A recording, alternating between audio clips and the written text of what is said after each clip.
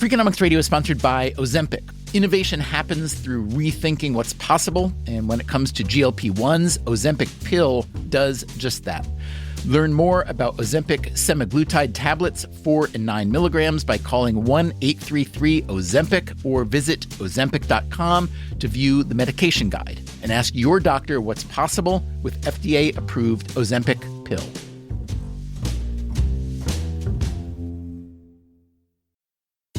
Freakonomics Radio is sponsored by Hotels.com. Hotels.com gives you access to hundreds of thousands of hotels worldwide, and when you join for free, you can save up to 20% instantly with member prices. Plus, every stay earns rewards, so when you book one trip, you're already lowering the cost of the next one. Hotels.com is simple, rewarding, and designed to help you get more out of every stay. Sign up for free and book today. Hotels.com. It's all in the name. Freakonomics Radio is sponsored by Amica.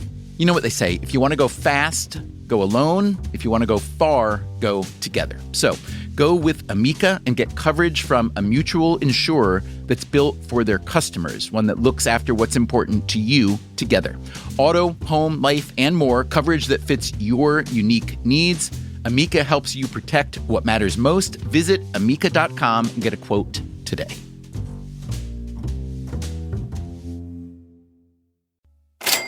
You know, I had been fighting to try to bring up issues that I thought were important to address, and basically the Senate had been shut down.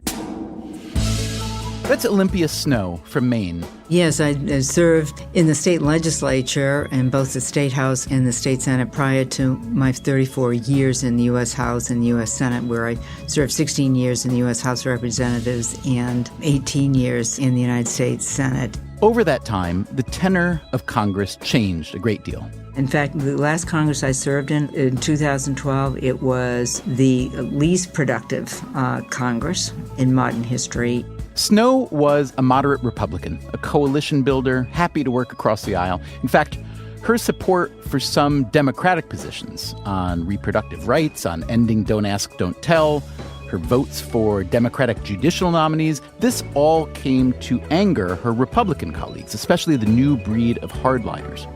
Over time, Snow saw her brand of centrism essentially disappear.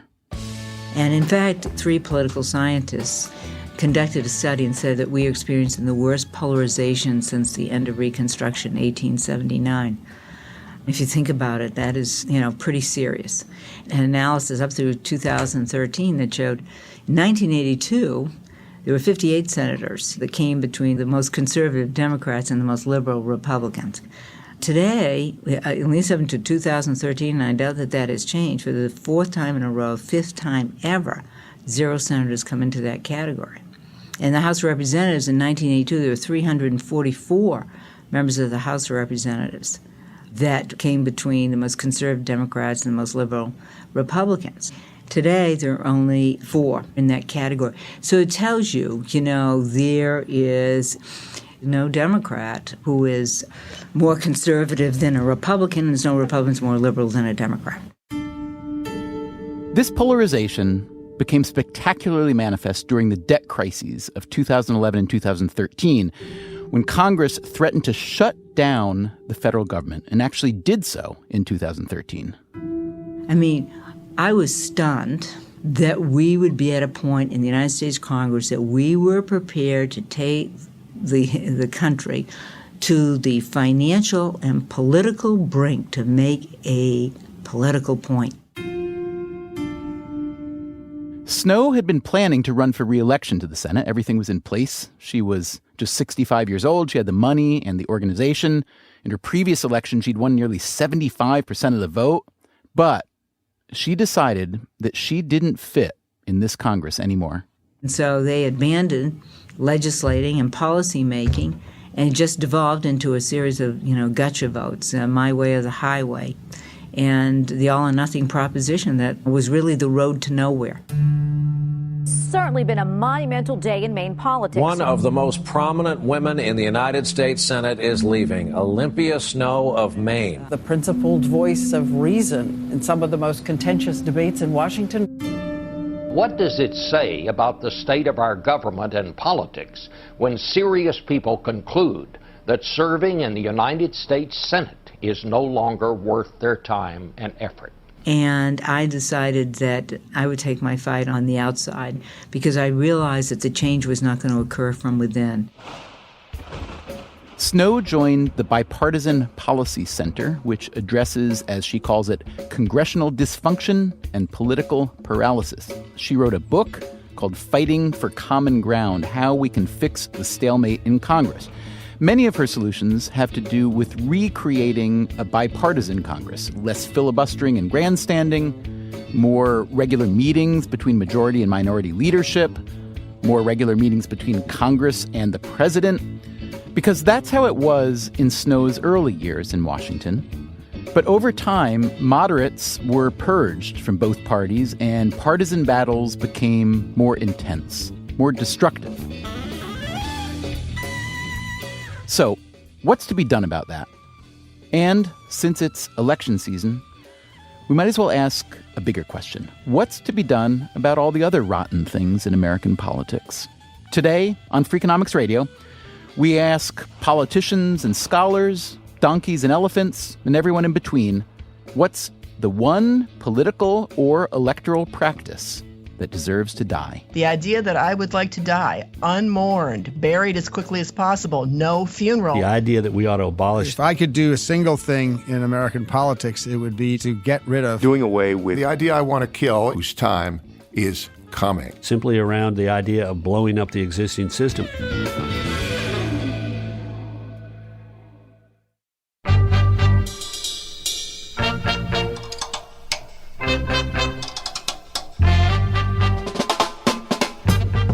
From WNYC Studios, this is Freakonomics Radio, the podcast that explores the hidden side of everything. Here's your host, Stephen Dubner.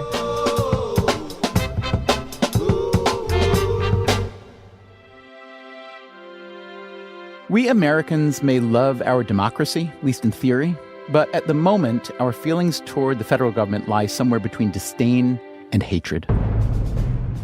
Consider these numbers. In 1958, the American National Elections Study found that 73% of Americans said they trusted the government either most of the time or just about always. So 73% in 1958.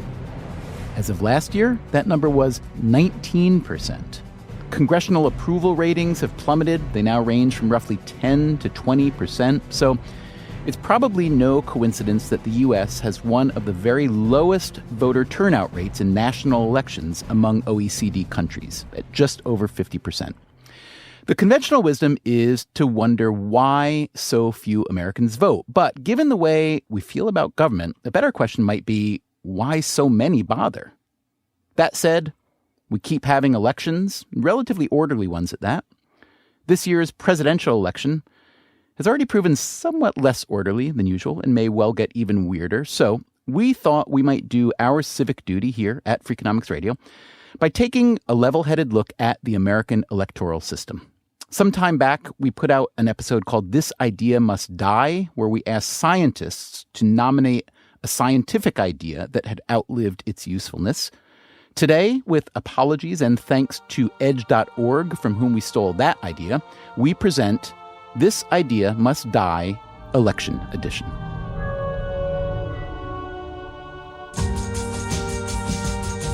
You will recall that Olympia Snow, the former Republican senator from Maine, was so appalled by the partisanship in Congress that she quit to try to reform the system from the outside. Among her proposed solutions, getting rid of gerrymandering through independent, nonpartisan districting, limiting the power of political action committees, and requiring a 5-day work week in Congress, which would, as she writes, provide additional time to address the critical issues while also fostering more opportunities for senators and representatives to interact socially with each other in Washington. But if there's one idea that Snow would personally like to kill off, it would be a closed primary. Meaning a nominating contest that is closed to voters who aren't registered with a particular party. Today, there are very few what you would call centrist, moderate candidates on either side of the political aisle. And that's the problem. You no longer have the middle in politics. There is the middle in America, but they're not producing the candidates because the primaries are so close that it gets locked down. And so it's only those who are the hardline activists that are ultimately voting in the primaries and therefore voting those who are more aligned to their views, that are not predisposed to building compromise or consensus, that are nominated, and therefore that is the choice for many in the general election. And the bigger fear today among elected officials is facing a primary, because that's where you get the more hardline ideologues who are going to be participating, as well as the outside groups that weigh in with millions of dollars and that will work to defeat these candidates. So that is the problem. Open primaries already exist in 11 states, while a few more, including California, have what's called a top two primary. That lets voters choose any candidate they want in a single open primary, and then the two top vote getters advance to the general election, even if they're both from the same party. So far, political scientists are split on whether open primaries really help. Some research shows that moderate candidates don't do any better in an open primary. Others argue the change in California has already led to more competitive elections and a more functional state legislature. We need to change the way we currently vote. That's Howard Dean. My title is former governor, former chairman of the DNC, former presidential candidate. The DNC, for those who don't know, is the Democratic National Committee. If I could do a single thing in American politics, it would be to get rid of the single vote for your favorite candidate. Right now, we vote for one person, and that person either wins or it doesn't win. That is, if there's 10 candidates in a race, you get one vote. There's a system called ranked choice voting where you don't get just your vote for the top choice that you have. You also get to vote on all the other choices, and you get to rank them. So that if your candidate doesn't win, your second choice vote counts. What that does is create, as the winner, the person who is best respected and best liked overall in the electorate. It's just a good system. The other thing about it is that it makes people behave themselves better. San Francisco put in ranked choice voting a few years ago, and they had the most polite mayor's campaign that you ever saw, because if you're hoping to get somebody's second or third choice vote, if you know they're not going to get their first, you're not going to say anything bad about them in the campaign, because you drive those voters away, and those are the voters that eventually get you elected. So ranked choice voting simply means that you get multiple choices, you can weight your choices, and the candidate that the most people like, and usually the one that's the most reasonable, becomes the next mayor, the next president, the next senator. And I think that makes voters happy, it makes politicians behave better, and it's something that's coming slowly to the United States, and where we have it, it works well. A lot of the people we talked to for this episode had similar-ish ideas about modernizing or at least adding some nuance to our current electoral habits. Rob Ritchie, for instance, of the electoral reform group called Fair Vote. I'd like to get rid of winner-take-all elections to elect Congress, state legislatures, and city councils. So whoever gets 51% of the vote represents 100% of people. If you get 60% of the vote, you not only represent 100% of people, but no one even cares about the election because you're going to win easily. And we're left with elections that leave most people stuck in sort of lopsided one-party districts. The proposal that we put out there's something called the Fair Representation Act as a draft, and we have some members of Congress who do want to put it in. What it does is a statutory change that within states, they would take congressional elections, go from having only one person per area to bigger areas with more than one person. So a state like Massachusetts might go from 9 one-winner districts to 3 three-member districts, and then in each district, it would take about a third of the vote to win a seat. That degree of opening up the system does some really interesting things. One, it makes the general election matter, and it very methodically and reliably represents the left, center, and right of every district. If there's one thing that I could do differently in our democracy, it would be doing away with straight ticket voting. And that is Joaquin Castro, a Democratic congressman from Texas. Straight ticket voting means that you can go into a ballot booth and without looking at any of the individual candidates or races on the ballot, at the top of the ballot, you can simply mark that you want to vote for all the Democrats or all the Republicans. And what it's done is it's allowed a lot of people to go into the ballot booth really on autopilot without considering the specific candidates in a particular race. So if I could retire straight ticket voting, I would. Norman Ornstein is resident scholar at a conservative think tank called the American Enterprise Institute. He, too, is troubled by the overt partisanship in politics. So I've become a big proponent of the Australian system of mandatory attendance at the polls. In Australia, and this is a system that they've used for 8 decades or so now, you don't have to vote, but you do have to show up at the polls or write a plausible excuse. If you don't show up, and if you don't write the excuse, you're subject to a small fine. In my various trips to Australia and my discussions with politicians of all political stripes there, they will tell you that when you know that your base is going to be turning out to the polls, and when the other side's base you know is going to be turning out to the polls, your focus turns to the persuadable voters in the middle, and it changes the way you talk about politics. You don't talk in the most strident and extreme terms in ways that are designed to gin up your base or to scare them to death. You don't work on wedge issues, things like abortion or transgender bathroom issues. Instead, you talk about the issues that matter most to the broad range of voters, and especially those persuadable ones, the big ticket items, and you're forced into talking in ways that look at the issues so that you can persuade people. I think you'd agree we've already heard some pretty interesting ideas, but none of them is particularly radical. Okay, so how about this one? It's an idea called quadratic voting. My name is Eric Posner, and I'm a professor of law at the University of Chicago. And what's the idea Professor Posner would like to kill? And I want to kill the idea of one person, one vote. So in place of our current system, what I'd like to see is a system in which people would have lots of votes. Imagine, for example, that you're given a kind of a currency, let's say 100 credits. And every time there's an election, you could allocate those credits among different candidates in different races. In other words, you could use credits to buy votes. So, for example, if you really cared about somebody, you could buy lots of votes for that person. And if you cared only a little bit about another person, you could buy just a few votes for that person.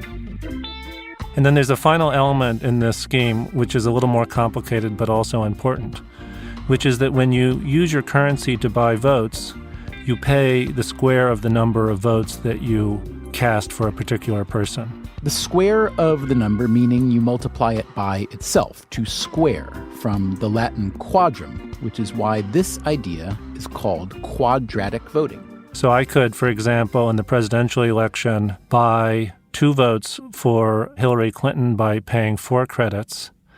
And then I would have, other credits that I could use for other candidates I care about. So, for example, in the mayoral race, I might care a lot and pay 25 credits to buy 5 votes or 81 credits to buy 9 votes until I have no credits left. So now I have a way of registering how intensely I feel about a candidate. Now, here's why this could matter. As people have known for thousands of years, democracy is prone to various problems like tyranny of the majority. And one interpretation of tyranny of the majority is that a majority of people who don't really care about a particular outcome or a particular candidate, let's say, but nonetheless favors that candidate, could outvote a large minority of people who passionately care. And most people think that that's not a good outcome, that we want people who passionately care about an outcome to have more influence on it. Of course, they could be outvoted if the majority is huge, but you do want to give them the chance to register the intensity of their preferences.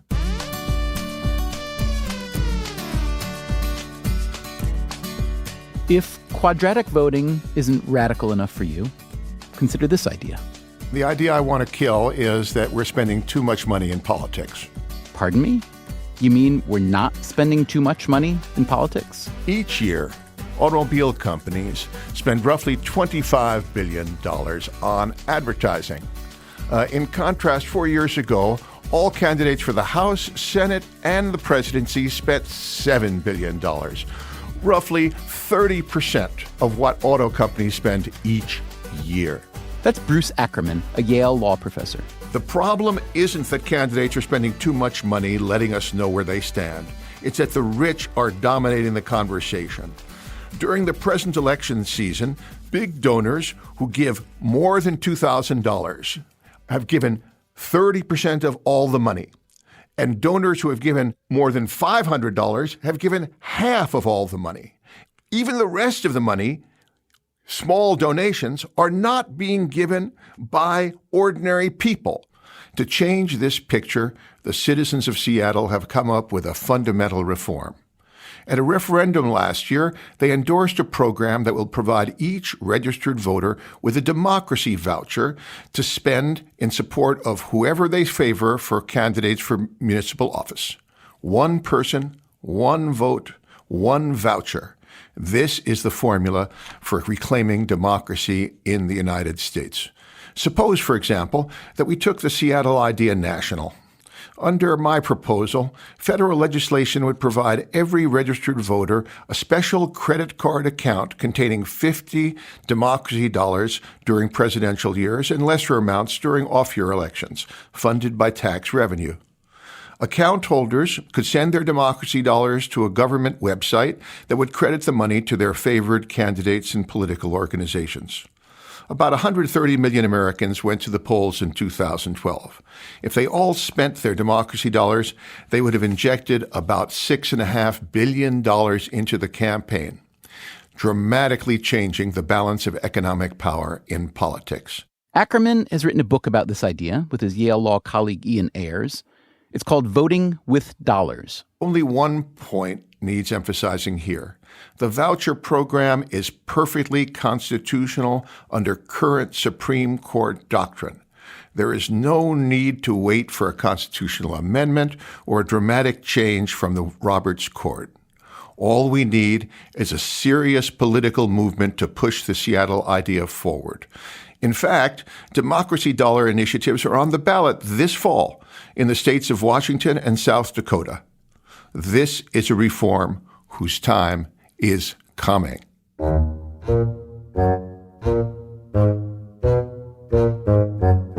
So the democracy dollar idea wouldn't need constitutional amendment, but what if it did? What happens when a good modern idea is stymied by an antique document? I think that one of the significant weaknesses in American democracy is the difficulty of amending the U.S. Constitution. Sandy Levinson teaches constitutional law at the University of Texas at Austin.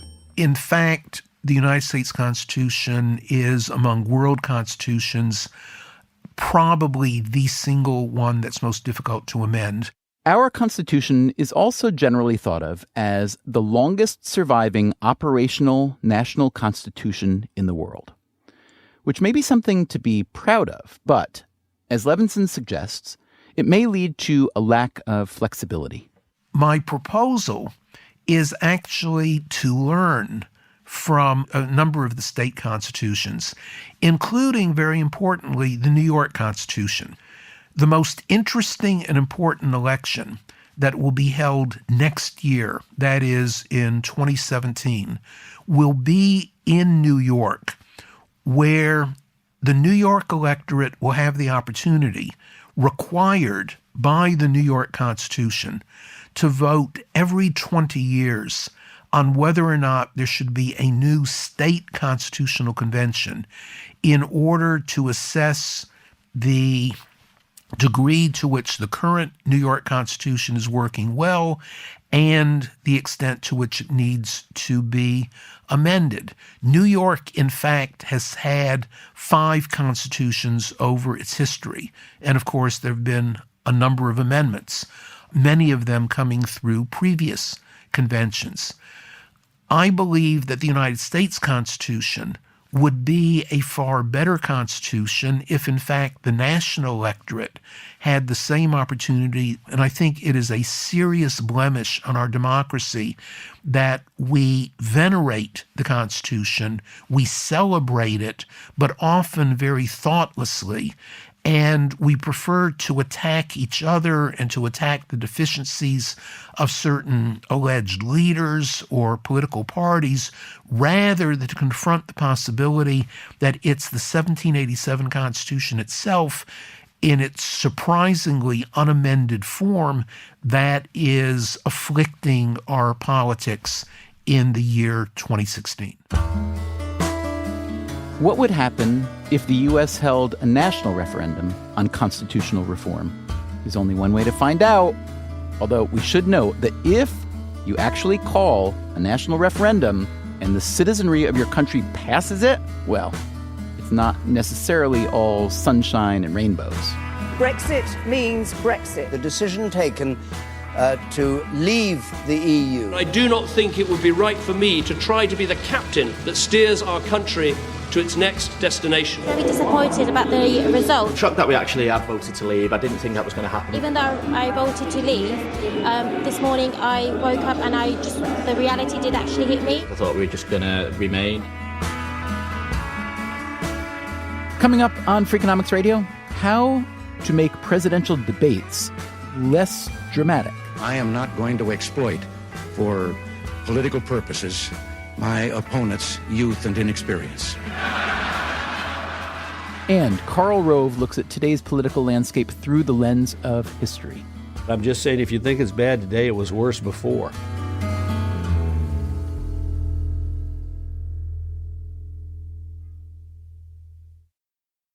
Freakonomics Radio is sponsored by Ozempic. Innovation happens through rethinking what's possible, and when it comes to GLP-1s, Ozempic pill does just that.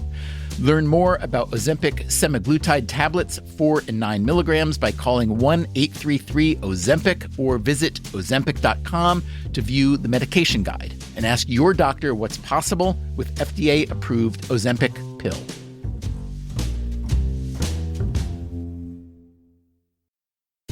Freakonomics Radio is sponsored by Southern New Hampshire University. The best investments are the ones you make in yourself, and no one knows that better than Southern New Hampshire University.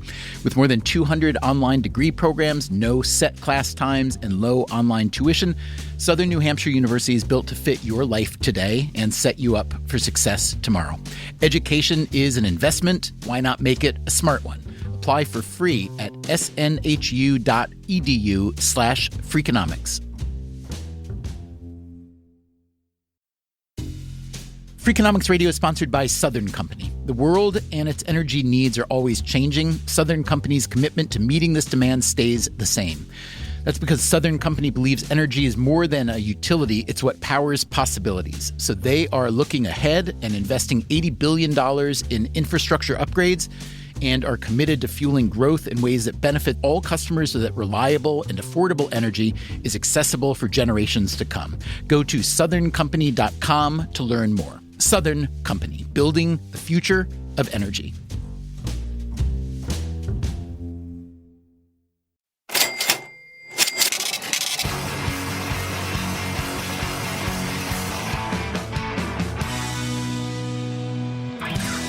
I'm Stephen Dubner. This is Freakonomics Radio. Today, we're playing a game we like to call This Idea Must Die. The topic, American electoral politics. The idea that I would like to die, unmourned, buried as quickly as possible, no funeral, is the notion that we have to have a live, cheering, jeering audience at presidential debates. Kathleen Hall Jamieson directs the Annenberg Public Policy Center at the University of Pennsylvania. The reason I want to get rid of that idea and I want to get rid of that concept as quickly as possible is that we know that the audience response in the auditorium to the debate content affects the audience at home, and as a result can bias not only what people learn, but their evaluation of the candidates. For instance, one of the Ronald Reagan-Walter Mondale debates in 1984. When the audience applauded and laughed at the Reagan exchange between Reagan and Mondale on Reagan's age. You already are the oldest president in history.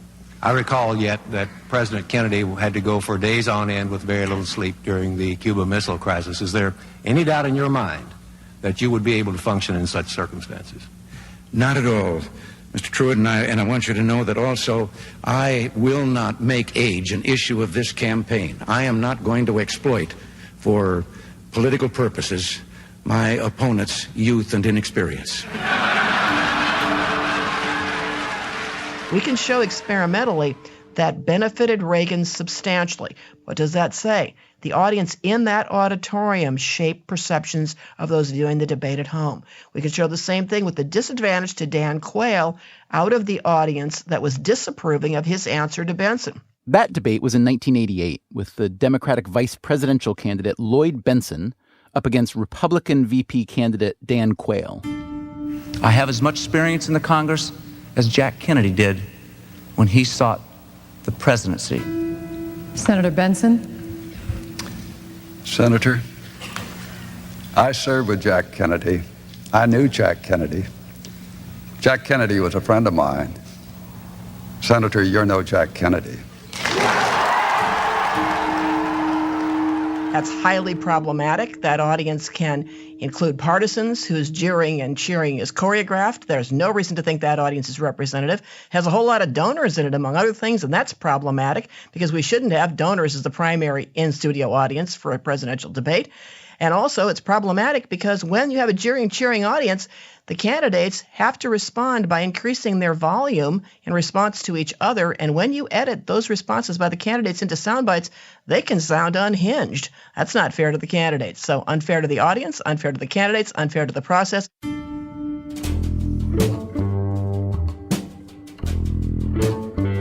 I'm just saying, if you think it's bad today, it was worse before.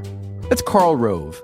I write a weekly column for the Wall Street Journal. I'm a Fox News contributor and helped found the super PAC American Crossroads. I was previously senior advisor to President Bush and deputy White House chief of staff. Let's start briefly with your most recent book, The Triumph of William McKinley, Why the Election of 1896 Still Matters. So tell us why the election of 1896 does matter. Well, for two reasons. One is the politics of the era look like today, only worse. I didn't set out to write a book drawing parallels.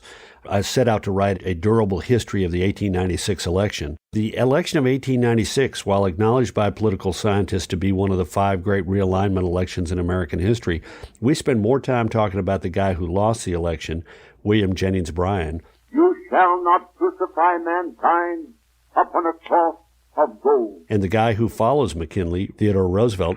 I am not leading this fight as a matter of aesthetic pleasure. Then we talk about the guy who actually brought about this election victory and whose subsequent administration ushered in a 36-year period of Republican dominance. So the first reason I wrote it was I wanted to have a durable history of a very interesting race, but the more I got into it, the more back then looks like now only worse. Broken political system, political gridlock, the two parties locked in a death struggle with each other, both of them facing serious challenges, a rapidly changing demography of America, economic anxiety brought about by a generation of disruptive innovation and change and globalization, and some really interesting characters. So who could argue with that?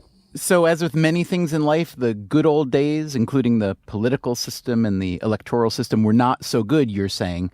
For those who look at our current political and electoral systems and say, ugh, get me to Canada, get me to Bhutan, get me anywhere, it's horrible, the American political system is crap. For people who feel that way, and there seem to be quite a few, talk to me about the ways in which it was different or worse. Well, we had 5 presidential elections in a row in which no one received 50% of the vote. Every one of those elections was settled with the winner taking a plurality, a minority of the vote. 2 of those elections involved somebody who won the Electoral College and lost the popular vote, came in second. One of those elections involved a 5-month-long dispute about the outcome in Florida. A third president won the Electoral College and won a plurality of the popular vote nationwide by 7,000 votes.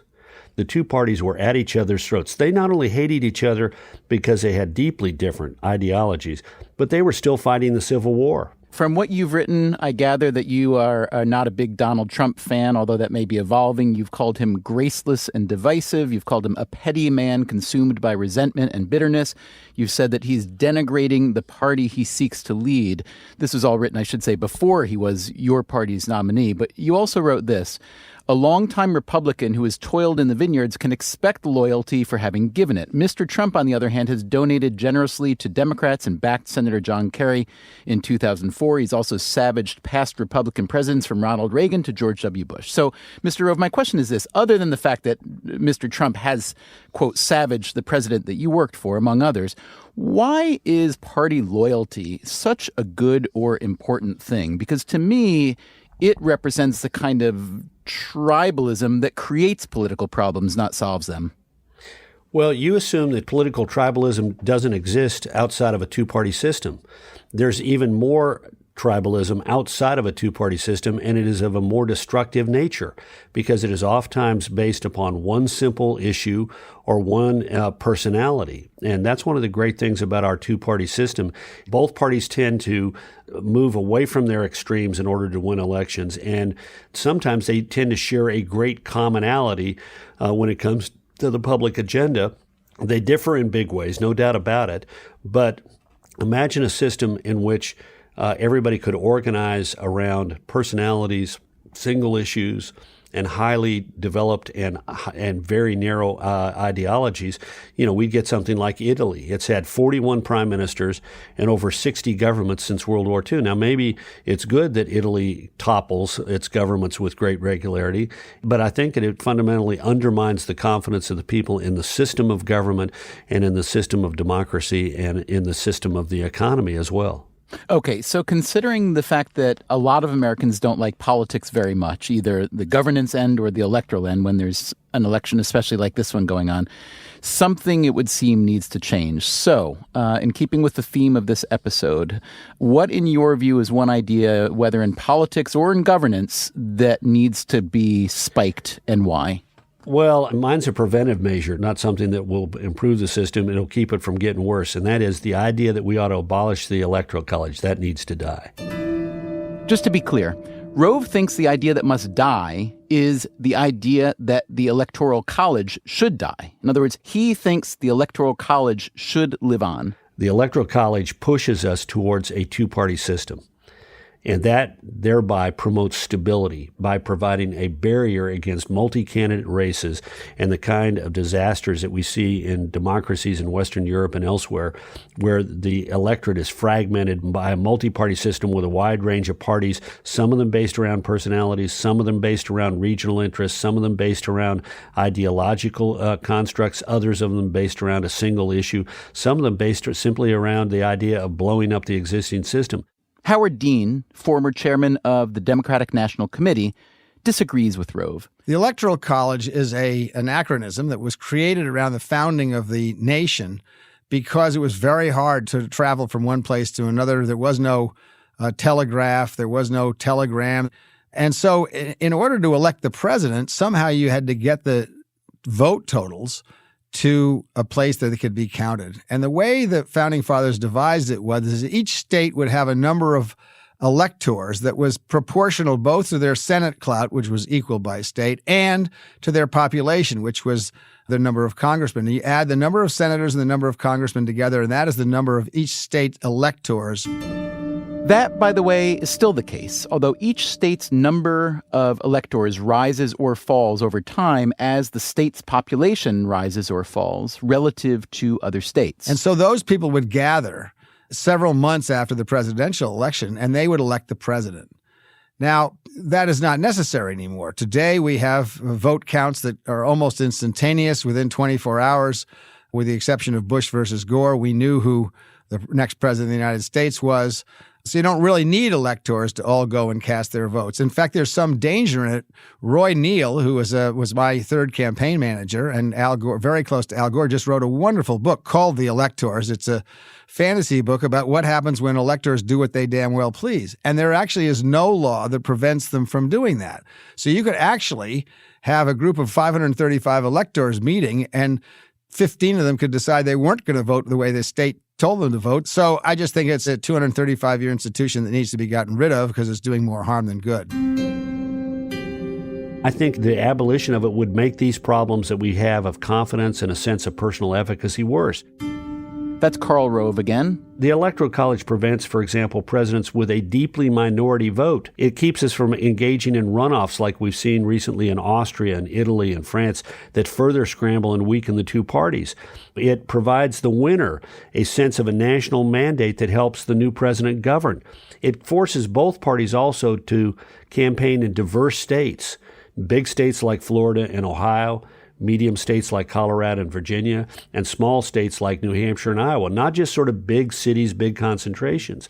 But it's interesting to me, in your support for continuing a two-party system and continuing to support the Electoral College, you've elsewhere been advocating for new and nimble businesses and technologies, for decentralization, things that give consumers a larger choice set, things that give people more ability to express heterogeneous preferences, right? So why is that good for consumers or for veterans who need medical care, but bad for voters? Well, because they're two different things. In one, we're trying to have something that garners the support of the country. In the other, we're trying to satisfy the individual desires of consumers. You don't need to sell a good phone. You don't need to get a 50% plus one of the market share. If you want to win the presidency, you have to in order to govern effectively. Parties are intensely different than our individual consumer choices. You may like your double macchiato with Madagascar cinnamon. I like a cup of decaf coffee. I mean, it's. How'd you know? How'd you know that's what I like? Well, I've read the file on you, man. I've read the file. The National Security Agency, it's amazing the amount of information they collect on you. It sure is. Now, let me ask you this. How much is your current view of the Electoral College and the value thereof influenced by the fact that you were the architect of President George W. Bush's presidential campaigns, including the contested 2000 election, after which a lot of people changed their thinking about the Electoral College? How much did it change yours? It didn't. It did create the number 2 thing that I would have on my list of practices that we ought to stop, and that is exit polls in which the data is collected and made available to the media before the polls close across the country. If you take a look, and remember 2000, there were erroneous exit polls that suggested that Al Gore was going to sweep the election and that he was going to carry Florida by a wide margin. And this colored all the coverage. A big call to make. CNN announces that we call Florida in the Al Gore column. This is an important win for Vice President Al Gore. NBC News projects that he wins the 25 electoral votes in the state of Florida. So you'll remember the networks all declared Florida relatively early. In fact, they declared Florida in Gore's column while Florida was still voting, because Florida is split between 2 time zones. And the heavily Republican Panhandle, which is in the central time zone, was still voting when they declared that Florida was going to be won by Al Gore. That Florida call was shortly rescinded. The networks were wrong when they projected that Florida would go to Al Gore. All the networks pulled it back. Now, why did this matter? Draw a line across the country.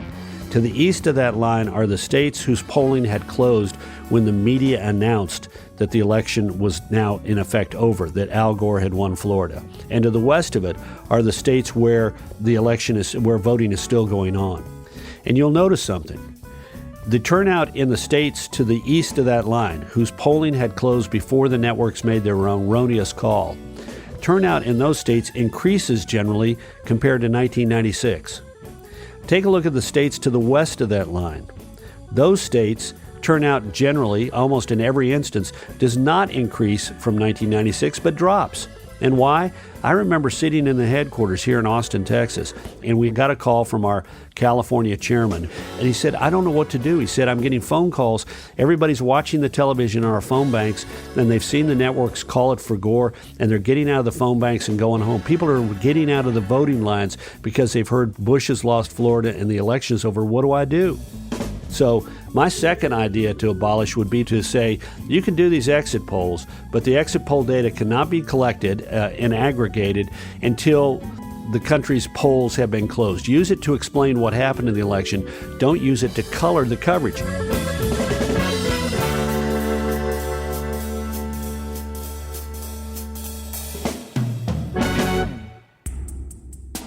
That's our show today. Thanks for listening. Maybe it's given you a few new things to think about during this very long and very trying election season. For what it's worth, if you feel an urge to quit paying attention already to the presidential election, you are not alone. A recent Pew survey found that with 4 months still to go until the election, 6 in 10 Americans were already, quote, worn out by so much coverage. I hope this episode hasn't worn you out even further. Whatever the case, let us know what you think about this or any episode. We're on Twitter and Facebook. You can leave comments at Freakonomics.com or on the Freakonomics radio page on iTunes, where you can also subscribe to this podcast. You can write to us at radio@Freakonomics.com. And be sure to listen to Freakonomics Radio on public radio stations across the country. If your station doesn't carry it yet, well, there is a cause worthy of your political activism. Make it happen.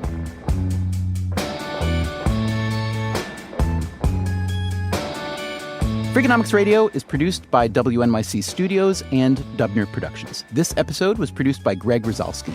Our staff also includes Irva Gunja, Jay Cowett, Merritt Jacob, Christopher Worth, Caitlin Pierce, Allison Hockenberry, Emma Morgenstern, and Jolenta Greenberg. Our intern is Harry Huggins.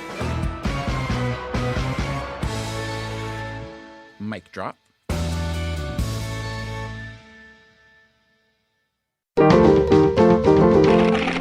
Stitcher.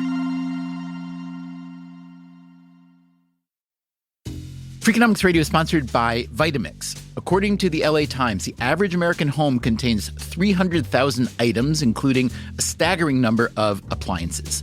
All those gadgets, just clutter. But there's one tool that delivers what a dozen others only promise. From pureeing to chopping, Vitamix blenders bring the power of an entire kitchen to your countertop, offering enduring performance and precision you can count on. In a world full of clutter, do more with less. Visit Vitamix.com and shop now.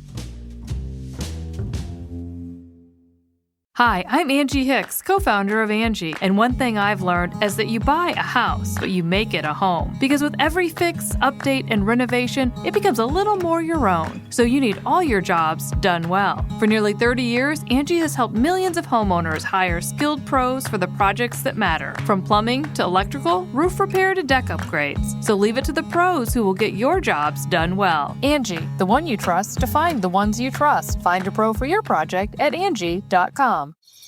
Traditional home security only alerts you after a break-in, and that's too late. Simply Safe is changing that. Stop. This is Simply Safe. Police are on the way. We don't just alert, we stop crime before it starts. Simply Safe, plan starting around $1 a day. Save 50% on your new system with professional monitoring at simplysafe.com/SXM or with promo code SXM. Outdoor deterrence requires a Simply Safe Active Guard outdoor protection plan starting at $49.99 a month. Visit simplysafe.com/licenses for alarm license information. Tennessee 2012.